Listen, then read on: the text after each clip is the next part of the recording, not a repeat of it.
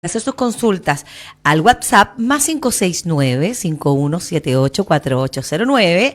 También puede hacer sus consultas a través de esta transmisión en vivo por las redes sociales de Radio Paloma Talca y por la página Carolina Herrera Mora. Con profesionales de la salud pública hoy agradecemos que sean parte de nuestra misión, que es educar en temas tan importantes como lo es la salud. Agradecemos a la Comunal de Salud, Arlene Bonadona, la directora del CESFAM, Faustino González, a Marlene Durán también. Y quiero saludar a nuestro Patito Reyes, nuestro doctor El Regalón. ¿Cómo está, Patito? Hola, Carito, bien, todo súper bien. Muy bien. Bueno, todo vamos bien. a prepararnos para que la gente pueda realizar consultas en todo ámbito. Patito, la semana pasada contestó Patito, nuestro doctor, consulta, pero hasta las verrugas en los pies. De todo. Así que la idea igual es descomprimir el área de la salud. De repente llega gente con consultas que a lo mejor se pudieran atender antes y dejar el espacio para quien necesite esa hora médica, doctor. Sí, hay cosas que se pueden atender en casa, hay cosas que se pueden dar primero un manejo sintomático antes de llegar a la urgencia, antes de llegar a pedir hora de morbilidad. Porque, por ejemplo, si es un poquito de moquito, un antihistamínico, la verdad podría ayudar bastante. Pero si ya empieza otra cosa, fiebre, dificultad para respirar, tos, ahí uno como que quiere buscar algo más. Pero si es un poco de moquito, pica un poquito la garganta, la loratadina, la clorfenamina puede ayudar. Y en pandemia, cuando se tuvo que cambiar el sistema, doctora, radio, a telemedicina, que nosotros por eso nuestro programa lo bautizamos como radiomedicina, en honor a la telemedicina, se puede dar diagnóstico, se usa mucho ahora que los doctores pueden atender de manera online. Sí, hay muchas cosas que se pueden abordar por telemedicina. De hecho, en atención primaria tenemos la opción de hospital digital, en donde uno presenta el caso a un especialista, toma todos los antecedentes, presenta el caso y el especialista nos da una respuesta, ciertos especialistas, la verdad, y uno puede implementar algunas medidas ya desde consultorio o ya si el paciente necesita comprar un medicamento, igual uno deja la receta para que el paciente lo pueda costear. Y se aborda mucho el área de salud mental por telemedicina, ¿ya? Entonces, hay muchas atenciones, claro, yo no puedo auscultar por telemedicina, no puedo hacer un examen físico como corresponde, pero sí hay algunos datos que se pueden tomar que nos pueden orientar a un diagnóstico, decir, mira, ¿sabes qué? Por lo que tú me cuentas, podríamos pedir, no sé, una ecografía, o ¿sabes qué? Te sugiero que sí vayas presencial porque hay que examinar sí o sí, ¿ya? Pero sí, se usa bastante y se puede implementar esta de muy modalidad buena nació forma. para pandemia, doctor, y permaneció en el tiempo porque hay muchas consultas, sobre todo lo que destaca el doctor Patricio Reyes, que es en el área de la salud mental. Sí. Muchos médicos, psiquiatras, psicólogos que sus sesiones son online. Exacto. Y de hecho lo que uno puede hacer muchas veces es como, claro, hacer una primera atención presencial, hace todo un chequeo completo, ¿Un el panorama diagnóstico? completo, ¿sí? Hace el diagnóstico, inicia tratamiento y después uno puede ir haciendo un seguimiento a través de telemedicina, ya comunicándose con el paciente, ya sea videollamada, por teléfono o hacer que sea algún tipo de como atención no presencial, se puede implementar de muy buena forma. Hay que ver bien las herramientas y hay que ver bien qué patologías son las que se pueden abordar, ya porque insisto, una bronquitis, una neumonía, uno por los signos y síntomas podría quizás como enfocar o llegar a un diagnóstico, pero lo ideal en esos casos sí es examinar al paciente. Doctor, dentro de las preguntas frecuentes ahora en esta fecha se habla de, estábamos viendo ahí algunas consultas, el enfriamiento. Cistitis, dicen los doctores, infección urinaria. ¿Existe que alguien se enferme y le dé cistitis por enfriamiento o es un mito, doctor? Eso la verdad es como más un mito. Ya. Ahora, cuando disminuye la temperatura pueden aparecer estos síntomas como que el paciente va más a hacer pipí o puede que le arde un poquito más o puede que moleste un poquito más, pero es algo transitorio. Ahora, no es normal que el paciente esté presentando fiebre asociado al dolor para orinar o que esté orinando más asociado a fiebre, por ejemplo, dolor en la zona lumbar, a cualquiera de los dos lugares, cualquiera de los dos costaditos. Zona lumbar es como en la parte donde está la colita, entre la colita y donde empieza el tórax, en esa zona puede generar un dolor, justo donde está como la curvatura, ¿ya? Ya. A los costados, a los costados de la columna, ¿ya? Ahí están los riñones y eso puede generar un dolor. Y si eso va asociado a orinas de mal olor o asociado a fiebre o que el pipí salga como un poquito turbio o como con tierra, por decirlo así, o como sucio, eso no indica que puede ser una infección urinaria, ¿ya? Bueno, las consultas de nuestros auditores los invitamos a consultar ahora a nuestro doctor. Aprovechemos que está el doctor Patricio Reyes con nosotros y con nosotras, y puede hacer sus consultas al más 569-5178-4809, o bien hacer sus consultas por la transmisión en vivo que tenemos por las redes sociales de Radio Paloma Talca. Ahora, audio sería lo esencial para que puedan hacer la pregunta completa al doctor y se demora menos en consultar. El inhalador, doctor, el famoso inhalador, salbutamol. Hay hartos nombres de inhaladores, ¿no? Y hay muchos inhaladores para distintas cosas. Claro, ¿y por qué la gente suelta así como alguien tiene tos? Inhálate, pero te presto uno. ¿Está bien hecho? No, horrible. No, aquí los inhaladores se usan principalmente como broncodilatadores. Ya en una de las veces anteriores, la doctora Rosario había comentado un poquito la diferencia entre un inhalador y otro.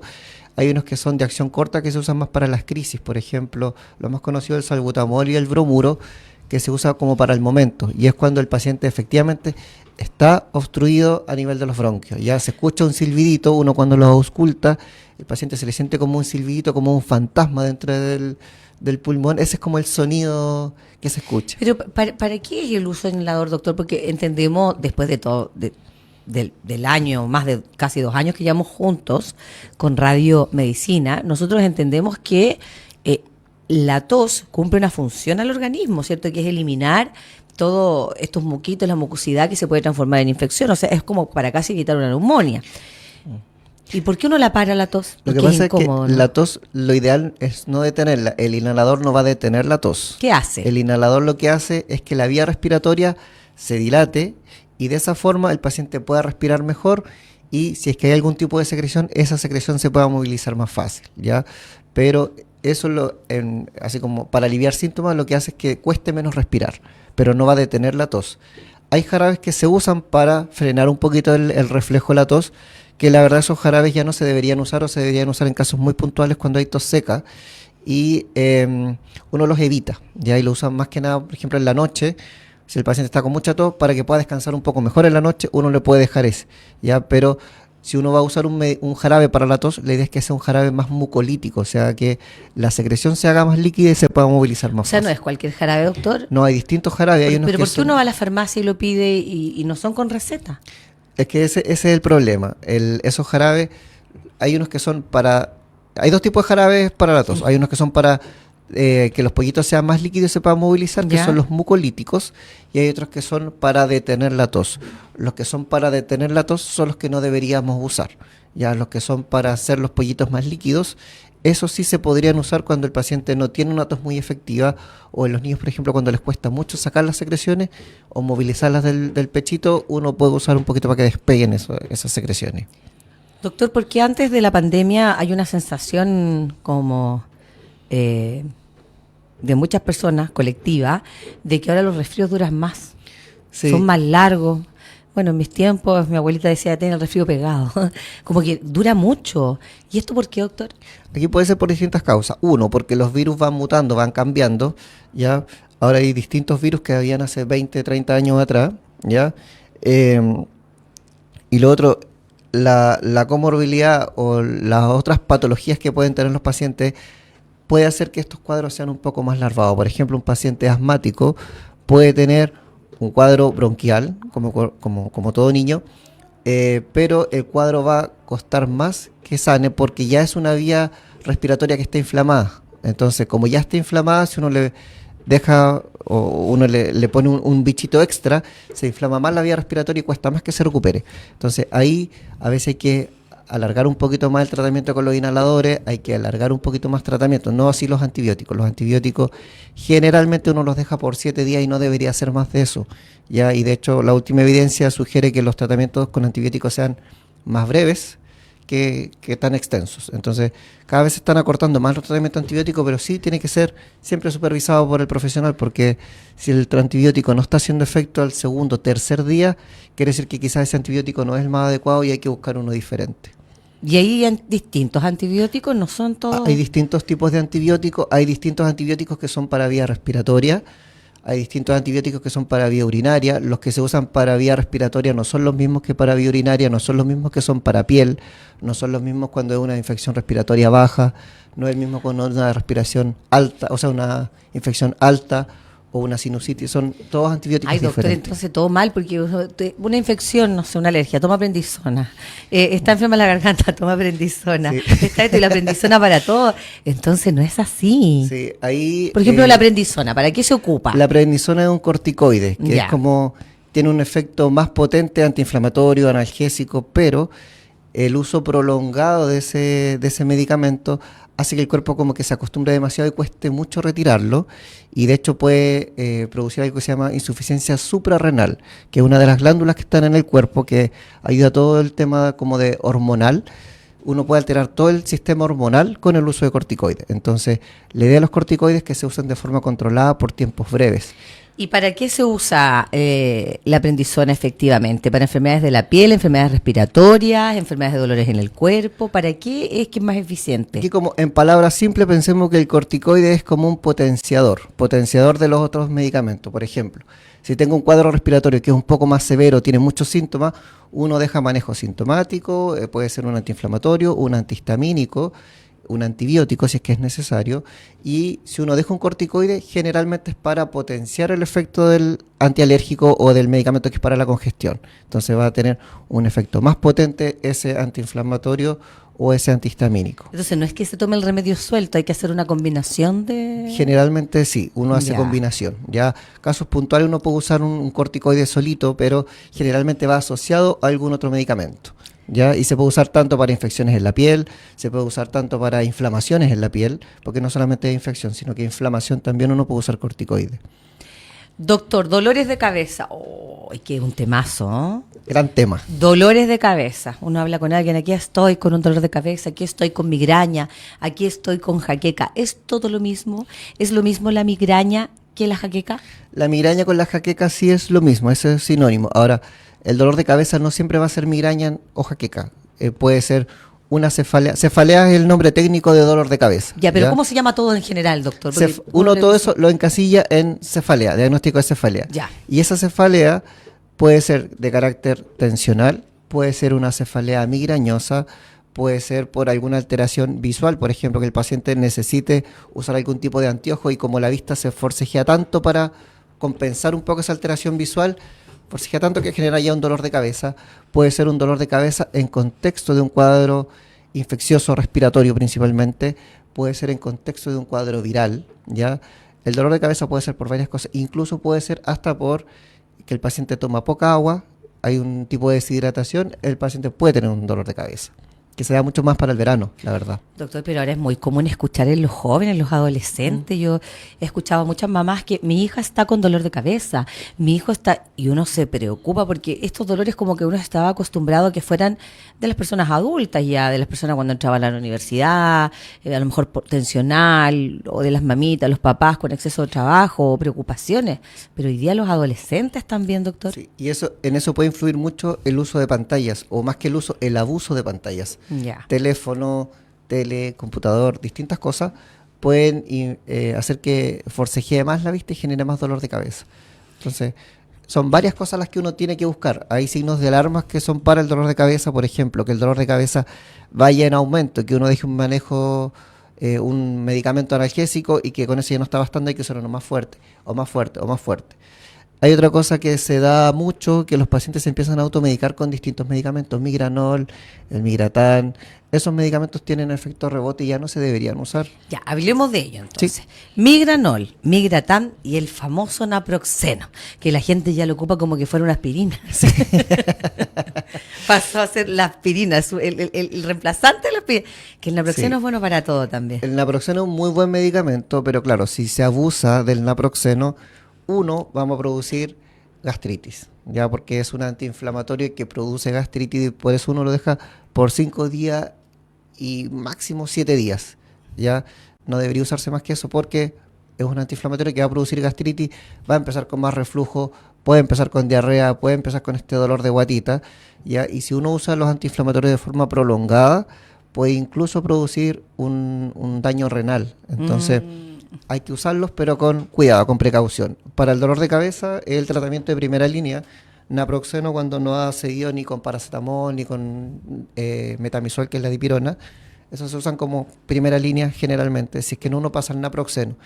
Si es uno está pensando en una cefalea migrañosa o en una jaqueca, el naproxeno igual es el tratamiento de primera línea, y si es que no, uno puede seguir subiendo o escalando. Ya está el naratriptán, se puede usar el topiramato, y eso ya son un poquito más avanzados. Y ahí uno como que aguanta un poquito antes de llegar a ese punto. Siempre y cuando uno tiene que ir descartando otras causas, ¿ya? Lo que decía recién, signos de alarma, el dolor de cabeza, que no pase con los antiinflamatorios, que vayan asociados a mareos que son incontrolables, que hay alguna focalidad neurológica, por ejemplo, que el paciente diga, estoy con dolor de cabeza y además la parte derecha del cuerpo no la puedo mover, o el lado izquierdo, o perdí la fuerza de este lado, ¿ya? O tengo un adormecimiento en la cara. Ahí hay que poner ojito, porque puede ser que el dolor de cabeza no sea tan inofensivo, sino que hay que buscar otra causa. Pero es complejo porque ¿cómo vas a distinguir la persona entre un dolor de cabeza, que es algo que está dentro, no es normal, pero dentro del parámetro que a lo mejor no es necesario ir a médico y que se va a pasar con alguno de estos medicamentos? Complejo porque hay personas que han empezado con dolor de cabeza y han terminado con una ACV. Sí, y ese es el peligro y ese es el riesgo. Generalmente cuando uno piensa como en ACV, ve que hay otros factores de riesgo cardiovascular. Por ejemplo, pacientes que son hipertensos, pacientes que tienen el colesterol alto, que tienen los triglicéridos altos, pacientes que están sobrepeso, pacientes que tienen el antecedente de papá, mamá o hermanos que han tenido accidente vascular. En esos casos es más riesgoso, o sea, es más probable que pueda tener un accidente vascular, ¿ya? ¿Y cómo se puede dar cuenta uno, doctor, si una persona está con síntomas de un accidente vascular y llevarla rápidamente a urgencia? ¿Cuáles son los síntomas que uno debiera tener? Decir, esto no está dentro de lo normal. Generalmente uno lo que busca es que haya como dificultad para hablar. El paciente habla como tiene como una lengua traposa, como lo describen ellos, ya se escribe como que les cuesta hablar, o que se desorientan fácilmente, ya, o que una parte del cuerpo no la puedan movilizar, o que tiene una asimetría facial. Y esas son como las cosas principales que uno ve en un accidente vascular. Si uno ve un paciente que, por ejemplo, es hipertenso y tiene un síntoma de esto, uno lo podría ya pensar en llevar a médico. Ahora, si tiene los tres, uno lo lleva a urgencia, ¿ya? Doctor, y si la persona, por ejemplo, habla incoherencias, como lo decía usted, ¿cierto? Sangrado de nariz, ¿es verdad o un mito? Porque decían que había como, antes de trasladar a urgencia, pinchar los deditos de la mano. No, eso no es una medida que se utilice frecuentemente. Antes lo que hacía era como, está la presión muy alta, saquémosle un poco de sangre para que baje la presión. Esa sangría se hacía antes, ahora se hace... Eso era antes. Sí. ¿Y ahora, por qué se hacía eso, doctor? Eso era con ese fin, era como sacar un poco de sangre para que baje la presión, descomprimir un poquito el sistema vascular, pero la verdad eso ya no se hace, y de hecho incluso podría ser hasta más riesgoso porque podríamos producir una hemorragia, ¿ya? Una hemorragia severa. Entonces ya no se debería hacer, y las veces que se hace de forma controlada, generalmente en pacientes que están ya en un estado o en un centro hospitalario, ¿ya? Ya. Entonces eso ya no se debería hacer. Bueno, doctor, queremos agradecer por ser parte de Radio Medicina, que es tan bien recibido por todas nuestras auditoras y auditores, doctor. Yo me imagino ahí como lo reconocerán en el CESFAN, que ya tiene que ser famoso nuestro Patito Reyes. En los pasillos. En los pasillos del CESFAN, de la Faustino González. Y la verdad agradecerles, chiquillos, porque yo sé que ustedes son médicos que trabajan en el área pública, no tienen consultas particulares, y la única finalidad para ustedes también es que nos eduquemos todos y eduquemos a la población. Después de la pandemia nos dimos cuenta, siempre fue importante, pero yo creo que hubo algo que nos marcó y que nos dejó bien en claro que siempre la salud va a ser la primera línea. Exacto, ahí es donde más tenemos que intervenir. Muchas gracias. Despídase, doctor. Muchas gracias por la atención, muchas gracias por los mensajitos que mandan, muchas gracias por las consultas que envían siempre, así que La gracias. próxima semana con más Radio Medicina. Chao, chao.